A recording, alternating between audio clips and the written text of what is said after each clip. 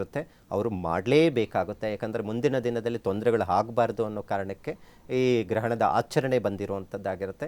ಅಕ್ಕಿ ಮತ್ತು ಚಂದ್ರಬಿಂಬ ಮತ್ತು ಹುರುಳಿಕಾಳು, ಸಾಧ್ಯವಾಯಿತು ವಸ್ತ್ರದಾನ ಮಾಡ್ತೀನಿ ಅಂತ ಹೇಳಿದ್ರೆ ಚಂದ್ರನಿಗೆ ಬಿಳಿ ವಸ್ತ್ರ ಇರುತ್ತೆ, ಕೇತುಗೆ ಚಿತ್ರವರ್ಣ ಅಂದರೆ ಬಣ್ಣ ಬಣ್ಣದ ಬಟ್ಟೆ ಒಂದಷ್ಟು ಒಂದು ಮೀಟ್ರಷ್ಟು ದಾನ ಮಾಡೋದು ಬಹಳ ಮುಖ್ಯವಾಗಿರುತ್ತೆ. ಇದು ಗ್ರಹಣದ ನಂತರ ಸ್ನಾನಾದಿಗಳನ್ನು ಮಾಡಬೇಕು ಮತ್ತು ಆ ನಂತರ ಕೊಡುವಂಥದ್ದು. ಅಂದರೆ ಗ್ರಹಣ ಅಂತ ಹೇಳಿದ್ರೇ ದಾನ ಮತ್ತು ಜಪ, ಸ್ನಾನ ಇದು ಬಹಳ ಮುಖ್ಯವಾಗಿರೋದು. ಈ ಮೂರು ಕೆಲಸವನ್ನು ಮಾಡಲೇಬೇಕಾಗುತ್ತೆ.